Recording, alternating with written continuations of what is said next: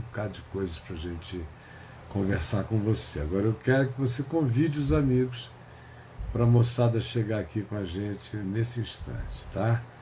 Vou desligar por um pouco aqui os comentários, vou desativar, só para a gente não se distrair, inclusive eu, que às vezes olho para aí e me distraio com alguma coisa que está sendo dita, e esse é um momento no qual minha atenção absoluta está concentrada na palavra e na meditação dela, no que ela pode fazer de poderoso no nosso coração.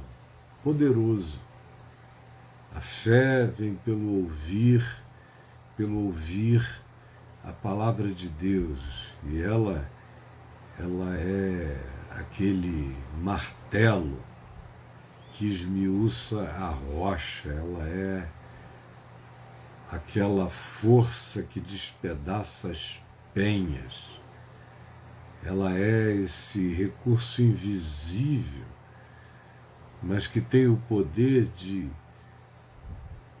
esculpir mesmo o coração mais empedrado, de lascar a penha, a rocha mais dura. Ela tem esse poder. E isso aqui na minha boca não é especulação. É a convicção de quem vem assistindo o poder da palavra esbagaçante, que pulveriza rochas e que faz corações de pedra se transformarem em corações de carne, você entendeu? Então vá chamando, tem muita gritaria por aí, muita diversão, muito entretenimento em nome do Evangelho, mas que lá no fundo você tem que ver se alterou o coração, se mudou a mente, se te deu paz, se colocou você com o poder do autocontrole, do domínio próprio, da pacificação, se tirou o medo de morrer. Não se trata apenas de te dar uma motivaçãozinha para a vida, como se fosse um embalo de coach. Não, eu estou falando é que primeiro ela tira o medo de morrer, instala em você um poder de ousadia, uma ousadia. É só quando você ganha a ousadia daqueles que perderam o medo de morrer, é que você se torna apto para viver. É só quando você ganha a ousadia que decorre da perda do medo de morrer, porque ele foi conquistado pela certeza da vida eterna e da glória de Deus, é que você ganha essa coragem de viver e de enfrentar qualquer coisa, e saber que você sai de qualquer coisa, não importa o que seja, você aprende a viver contente. Porque você aprende que você pode tudo, você pode até vencer a morte naquele que te fortalece. Quando você ganha essa convicção, o resto, desculpem, é barbada. Quando essa convicção vem, com ela a esperança da glória de Deus e a habitação do poder do Espírito Santo no seu coração, você atravessa o Mar Vermelho a pé enxuto, meu irmão. É assim que isso vai se operando, crescendo, se multiplicando na gente, e ativa o coração na fé para que você seja capaz de enfrentar qualquer coisa. Esse é o significado da história inteira, ganhar o poder de enfrentar qualquer coisa. Qualquer coisa. Qualquer coisa, você entendeu? Não é brincadeira, não é logorreia, não é falastrice, não é exagero, não é papo de sedução religiosa. É verdade. Olha aqui bem para minha cara, eu não estou brincando disso com ninguém. Faz 47 anos que eu sei que é assim. Eu sei que é assim. Acontece e você aprende a viver em toda e qualquer circunstância. Você ganha a coragem de encarar. Mas a primeira coisa que tem que se instalar em você é a vitória sobre o medo da morte. A segunda é que a vitória sobre o medo da morte tem que trazer a você a alegria da vida eterna. E a alegria da vida eterna tem que encher você da esperança certa da glória de Deus em qualquer dia da vida, nos ensolarados e nos enchumbados. E a outra coisa que precisa acontecer é que, com base nisso, você se encha de perseverança,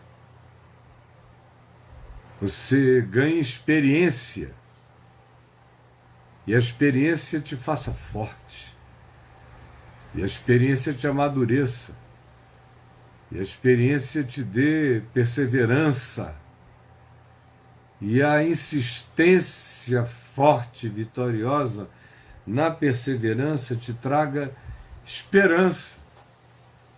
E a esperança, eu estou citando Romanos 5, de 1 a 6, e a esperança te dê certeza, tire a dúvida, arranque a confusão duvidosa do seu coração e encha você do Espírito Santo, que não confunde, é o que Paulo diz, a esperança vai encher você do Espírito Santo que nos foi outorgado, e você vai andar sem desconfiança, seguro e certo, sem medo, sem nada que lhe confunda a alma e o coração. Aí então é que você vai aprender o significado verdadeiro do Evangelho, que não é uma doutrina para a gente decorar em escola dominical e repetir para os outros. Não, o Evangelho é uma experiência que qualifica a minha vida, que me melhora, que me fortalece, que me enrijece, que me enche de perseverança, que me dá poder, que me tira o medo, que afirma o fato de que eu sou vitorioso em Cristo, porque nada pode me separar do amor de Deus que está em Cristo Jesus, nada. Vou ter medo de quê? Nada também tem o poder de me acusar. Paulo diz em Romanos 8 que aquele que iria me acusar já foi vencido, e o que poderia me acusar decidiu advogar minha causa. Eu não temerei nada que me possa fazer o mortal e nem que me possam fazer os imortais. Nem os deuses, nem os principados, nem as potestades, nem ETs, nem extraterrestres, nem qualquer outra criatura, nem dimensão nenhuma pode me separar desse amor de Deus que está em Cristo Jesus, em meu favor. Aí, quando isso é verdade, quando não é só um versículo que a gente decora e grita num culto especialmente para todo mundo dizer aleluia, e você volta para casa apavorado, quando não é só uma tentativa de se convencer, mas se transforma no conteúdo, na base, na rocha da sua fé, quando não é mais alguma coisa que você magicamente cita para espantar assombrações, mas passa a ser uma convicção de alegria com a qual você vive desassombradamente no mundo, perdoado, justificado, validado e garantido em todas as dimensões e instâncias contra qualquer poder, de qualquer nível, de qualquer camada, pode vir o que vier, eu sou mais do que vencedor. Ah, eu não estou pensando em nada. Jesus tira o medo de tudo. Te dá coragem para enfrentar qualquer que seja o exército. Ainda que um exército se acampe contra ti, não se atemorizará o teu coração. Que coisa poderosa. Se tivesse um golpe aqui, militar, eu ia ser um dos primeiros a serem apanhados. Eu moro aqui do lado. Estou dizendo coisas sobre a liberdade e a inegociabilidade dela há tantos anos. Eu iria ser um cara a ser levado, mas eu quero dizer para você e para o mundo inteiro que ainda que um exército se acampe contra mim, não se atemorizará o meu coração. Porque eu sei em quem tenho crido. Sei também que Ele é poderoso para guardar o meu depósito. Sei que eu não posso ser roubado. Sei que o meu tesouro não será arrancado por ninguém.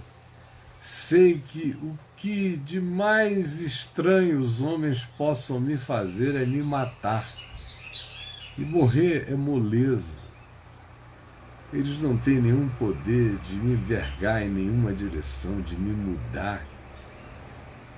Firme está o meu coração, ó Deus. Firme está. Estou plantado nessa rocha eterna. Isso aqui é segurança. Quanto é que você acha que vale essa convicção? Essa paz? Essa paz.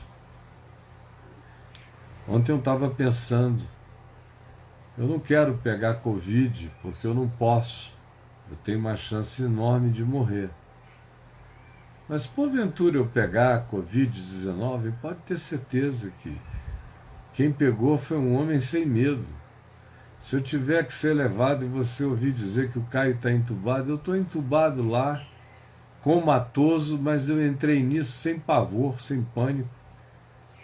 Me despeço do meu último olhar, e se eu não voltar para o meu último olhar, eu entrei na glória eterna para o meu olhar sem fim. Se eu voltar para cá, eu só vou dizer oi, foi tudo bem, está tudo em paz. Quanto você acha que custa isso, essa convicção, essa pacificação, essa certeza, essa serenidade, essa tranquilidade de ser? Quanto é que você acha que vale isso? É isso que o Evangelho oferece. E oferece para quem é humilde, manso de coração, para quem crer, para quem se entregar, realiza esse poder extraordinário. E eu não iria começar dizendo isso, eu só comecei, não consegui parar até agora. Eu espero que haja muita gente precisando ouvir o que eu estou dizendo, para sair do buraco, da agonia, do abismo do medo, dessa tranqueira de angústias que destroem a sua vida, a sua capacidade de andar sereno. O medo produz tormento. O medo produz tormento. O medo produz tormento.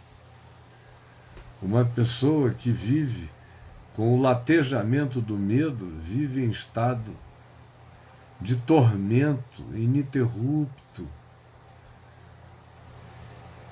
Mas o amor, a confiança, o amor que eu digo não é um amorzinho romântico. Ai, a vida é bela. Não, isso é bobagem.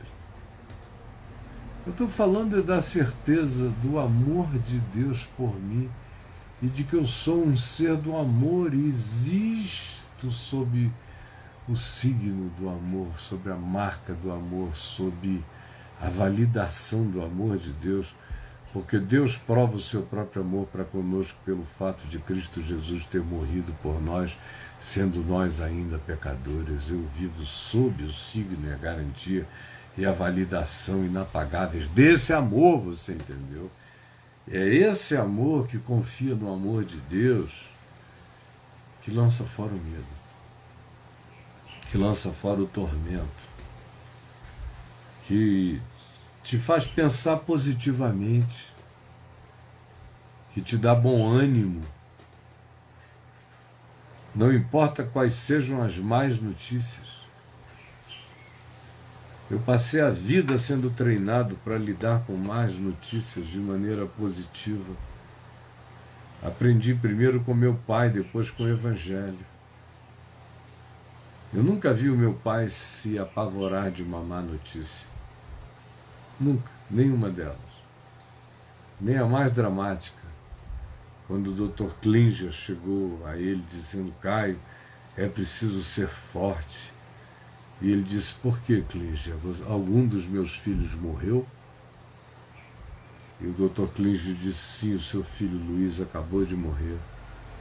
Ele disse: então está tudo certo. Está tudo em paz. Não fique assim, Klinger.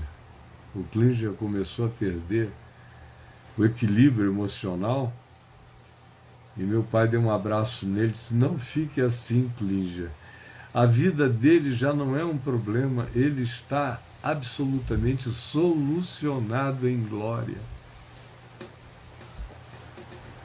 Quando coisas horríveis aconteceram na nossa casa, que não vale nem contar de tão dramáticas que foram, outros fizeram coisas ruins contra nós, eu nunca o vi abalado, nunca o vi desesperado, eu nunca vi meu pai desesperado. Eu só o vi calmo, pacificado, confiante, mesmo diante das piores notícias. Tipo, sua netinha foi estuprada com 13 anos. Nenhum desespero, nenhum ódio, nenhum espírito de vingança. Nada. Qualquer notícia. Seu filho, Caio Fábio, que era uma espécie de Papa Francisco dos evangélicos, durante muitos anos, adulterou com a assessora dele, que o senhor conhece há 12 anos. Ele não disse nada, nem me ligou para saber se era verdade. Entrou no quarto, dobrou os joelhos, levantou do quarto com os olhos limpos e falou: tudo isso vai passar. Ele é um homem de Deus. É uma fase horrenda da vida dele. Mas é só esperar. O poder do Evangelho nele é mais forte do que isso. E vocês todos aqui fiquem em paz e com calma. Falou para dentro da minha casa. E nunca me perguntou nada, só orou. Falava comigo, mas não tinha esse assunto. Ele só queria saber se eu tinha o que comer, o que beber, porque ele sabia que, conquanto eu tivesse lidado com milhões de dólares por mês durante anos, eu não tinha nada, nunca tive. Você tem o que comer, meu filho? As crianças têm como serem devidamente mantidas?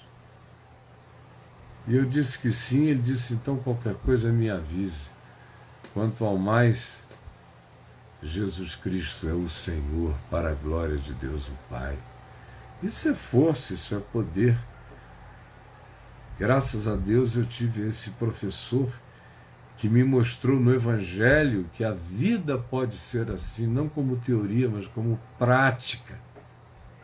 Em todas as instâncias. Não há do que andar apavorado quando a gente aprende a confiar. O problema é que pouca gente aprendeu a confiar. É por isso que a gente precisa de tanta mandinga precisa de tanta igreja que nos garanta a sua cobertura,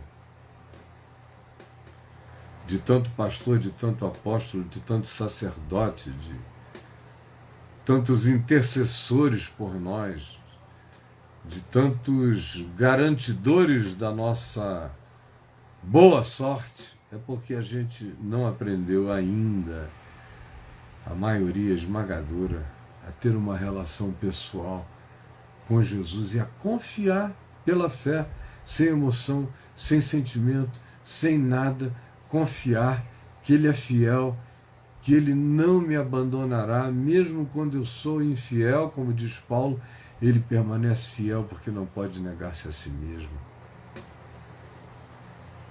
Sabendo que é da bondade dEle, da longanimidade dEle, da paciência dEle para com o nosso pecado e falta de entendimento, que é essa manifestação de misericórdia longeva em nosso favor, que nos conduz ao arrependimento, porque Ele não quer que ninguém se perca, mas que todos cheguem ao pleno conhecimento da verdade, da compreensão.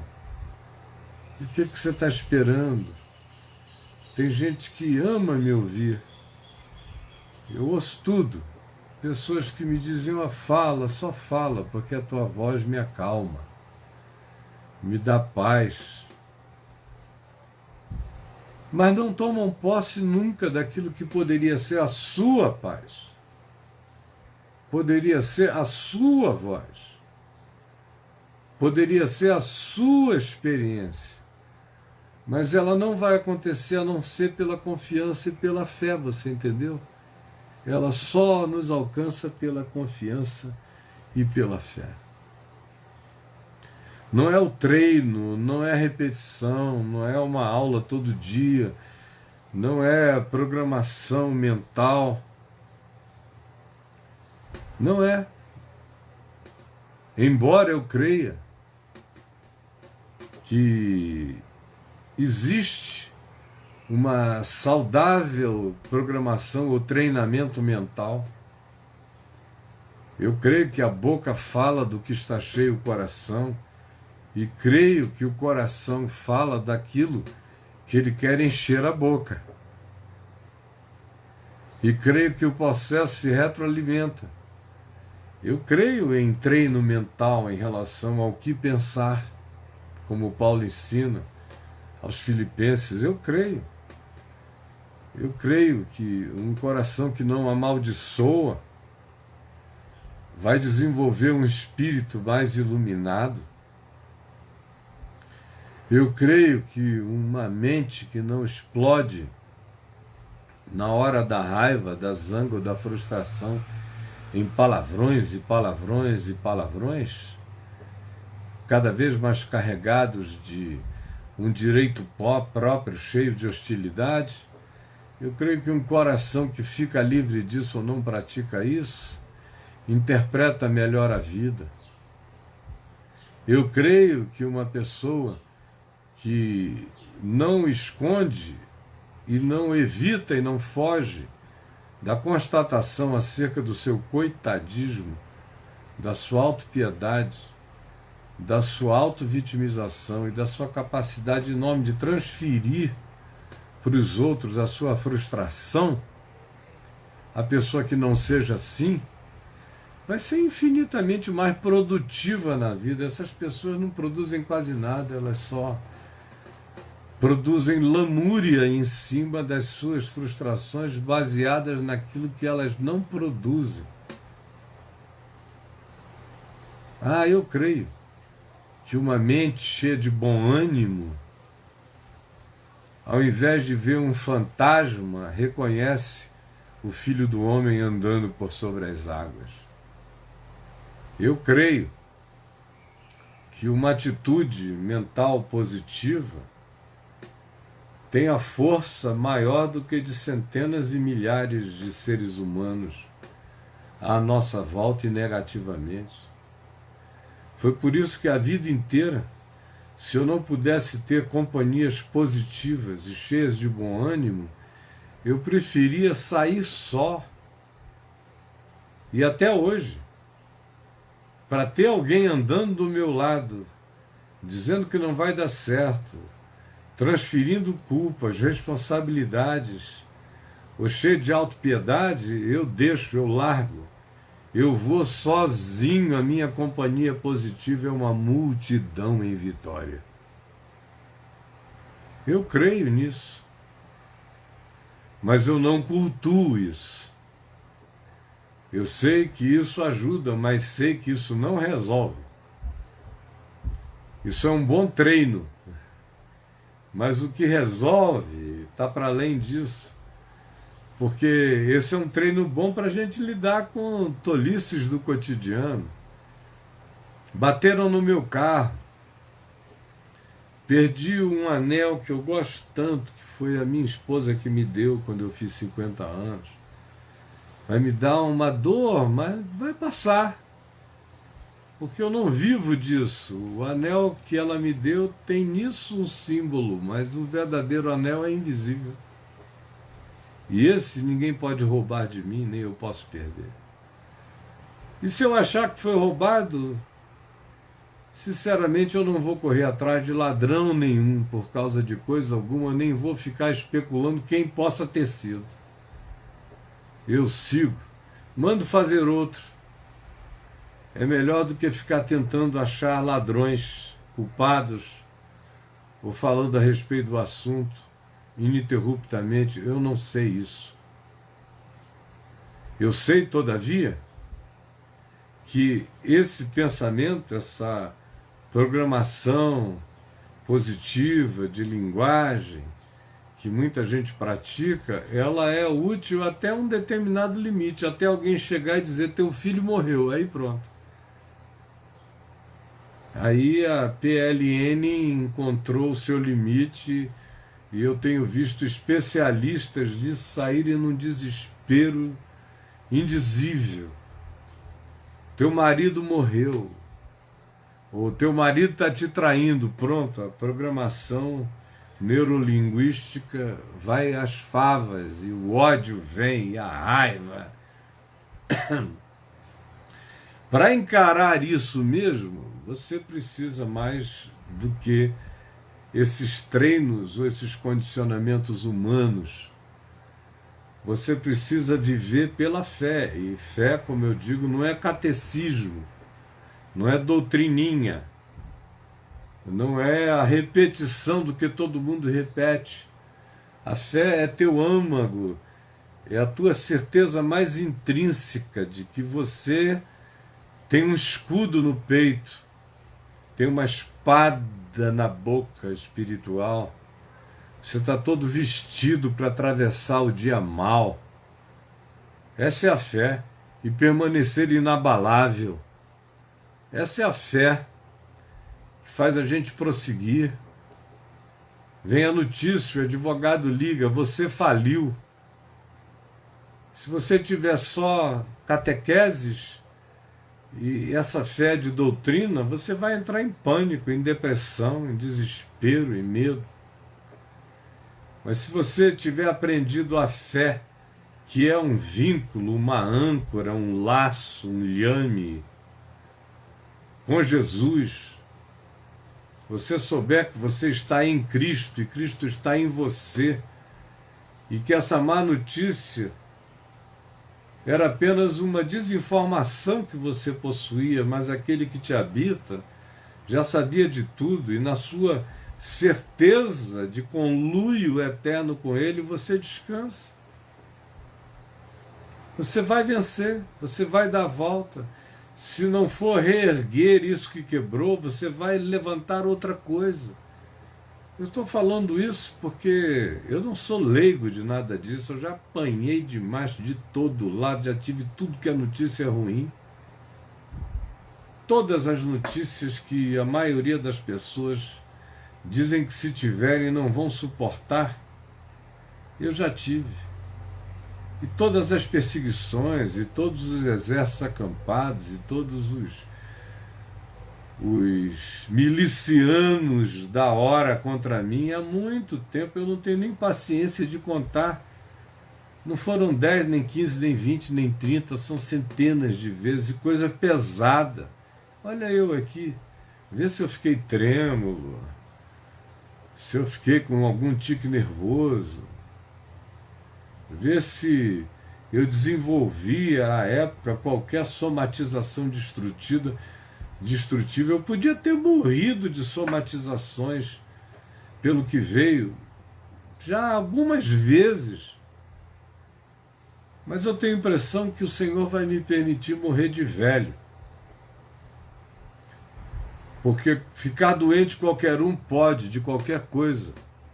Mas eu venho fazendo com que na minha vida, qualquer que seja o mal físico que me aconteça por causa de vírus, bactérias e outras coisas que naturalmente viriam, ou sequelas da própria existência, mas por causa de medo, de pânico, de raiva, de ódio, de preocupação, de angústia, de temor, de falência, de sobrevivência, de não ter como prosseguir, graças a Deus, nada disso me habita. Nada disso me habita. Esse é o meu recurso, é o meu tesouro. Se alguém pergunta, o Caio é rico? Eu vivo do pão nosso de cada dia numa casa que não é minha, que eu trato como se minha fosse. Não tenho poupança, não tenho um tostão em lugar nenhum e sou rico de confiança. Literalmente, o Senhor é o meu pastor. Não é poesia na minha boca, o Senhor é o meu pastor. E nada me faltará, nada me tem faltado, nunca me faltou, nunca faltará, pela misericórdia de Deus, nem para mim, nem para minha casa. Porque o Senhor é o meu pastor.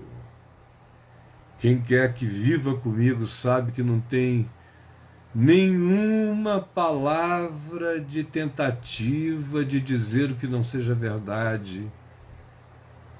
Anjos e demônios sabem que o Senhor é o meu pastor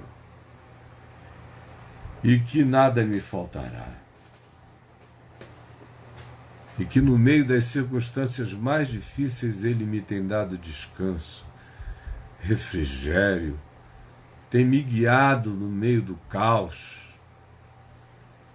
tem trazido força para a minha vida atravessar o vale da sombra da morte, sabendo que Ele está comigo, enfrentar adversários, inimigos, maldizentes, blasfemadores, injuriadores, todos os que apareçam sem ai, coitadinho de mim, vocês não estão vendo o que eles estão fazendo? Não, de mim não. E não é orgulho, é paz. Não é orgulho, é a convicção da tolice dos que fazem isso e de como eu não tenho tempo a perder com a loucura, com a mediocridade, com a inveja, com a raiva, com o ciúme, com a pequenez de ninguém. Eu tenho mais é que andar adiante, porque bondade e misericórdia me acossam todo dia, dizendo, vai, Caio, vai, vai. A minha torcida organizada é feita de bondade e misericórdia que me seguem todos os dias da minha vida. Então eu vou temer o quê? Quem? Como diz Paulo. O que me pode fazer o mortal? O que me podem fazer os demônios? O que me pode fazer o diabo? O que pode me fazer uma conspiração de anjos, se fosse possível? O que poderiam fazer contra mim, senão nada? Porque eu sei quem me guarda, me justifica, me protege. E eu ia ler um texto aqui, em Provérbios 28, e não consegui, mas eu vou ler só para deixar para você. Presta atenção. Provérbios 28, 9. E eu ia ler até aqui adiante, ao verso 14, mas eu vou ficar só nesse verso 9 hoje. Aquele que desvia os seus ouvidos de ouvir o mandamento de ouvir a palavra da vida, de ouvir o Evangelho. Aquele que desvia, uma deliberação.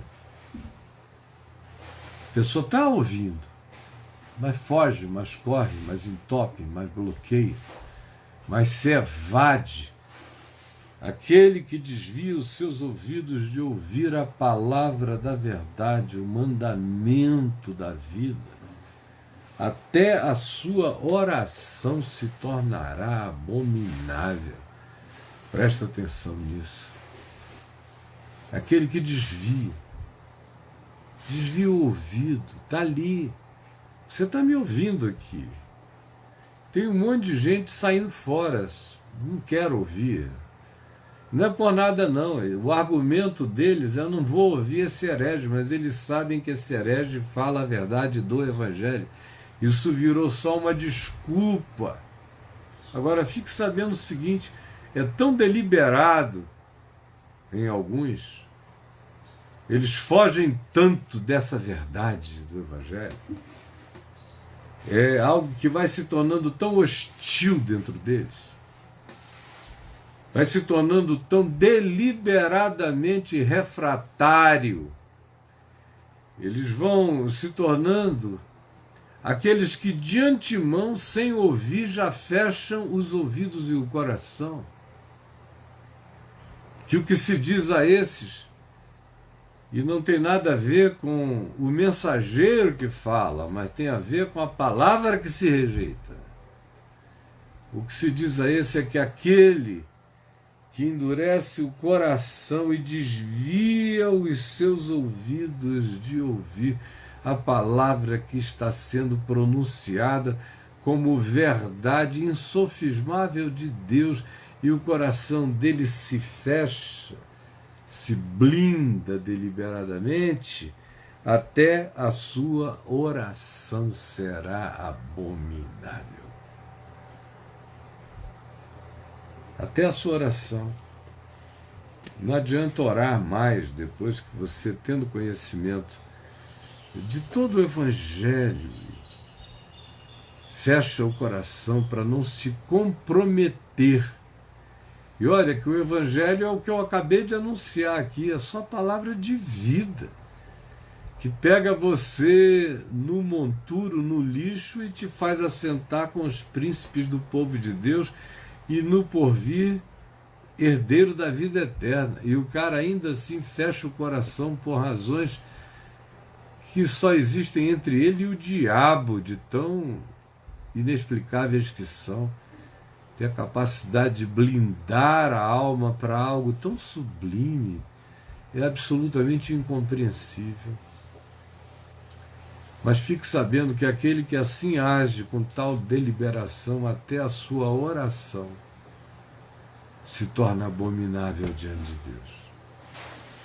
Aí você rejeita a palavra, depois vai orar. O quê, cara? Vai pedir o quê? Você não concorda com o Evangelho, não concorda com essa graça, não concorda com todo esse ensino de amor, perdão, justiça, verdade, sinceridade, longanimidade, onde o dogma único, acima de qualquer coisa, é amar. Amar como Jesus disse que eu tenho que amar, fazendo ao outro o bem que eu quero que ele me faça, mesmo que ele seja meu inimigo. O Evangelho demanda de mim a prática do amor. O Evangelho, sem a prática do amor, ainda não foi crido. O Evangelho sem a prática do perdão ainda não foi crido. O Evangelho que não anda em fé é uma aprendizagem religiosa, mas não tem nenhum valor, nenhum significado. Não se transformará em vida, em poder, em coragem, em desassombro, em ousadia, em vitória de Deus na sua vida. Porque o Evangelho é boa nova, ele tem que ser libertação de um lado e tem que ser vitória de outro. De um lado ele quebra grilhões, abre os olhos aos cegos, evangeliza os pobres, nos tira de cadeias mentais, espirituais e de todos os níveis, nos fortalece na nossa opressão, nos liberta dela, nos anuncia que esse é o ano da graça, do acolhimento, é o tempo da inclusão de Deus, convidando a todos para isso. Esse é o evangelho que liberta. Mas, de um outro lado, esse evangelho que me liberta é o mesmo evangelho que me transforma e que me ensina a andar em vitória. Ele me liberta não para que eu seja aprisionado outra vez, ele me liberta para que eu ande em vitória sempre, pela fé. E essa fé, como eu tenho repetido, não é um código de verdades sistematizadas do Novo Testamento, é a própria verdade crida e encarnada e praticada em nós e por nós todo dia. Eu sou o Evangelho na prática da Boa Nova, pela fé todo dia. Eu me torno um bom Evangelho de Cristo Jesus em tudo que eu faço. Agora, se você não quer nem ouvir, nem tentar, e depois se ajoelha para orar, cara, para com isso. Se você não quer o bem, você vai pedir o quê? Se você não se dispõe a curvar-se diante da verdade do Evangelho, você vai orar pelo quê depois? O livro de Provérbios diz que, nesse caso, até a sua oração se torna abominável, você entendeu? Eu espero que sim. Jesus, por favor, faze essa palavra que simplesmente saiu da minha boca chegar ao coração de cada um dos que estão ouvindo com temor, com tremor, acordando-nos, ativando-nos da nossa letargia, fazendo-nos ouvir. Levanta, ó tu que dormes, desperta-te de entre os mortos, Cristo te iluminará. É o que eu peço que aconteça agora, em nome de Jesus.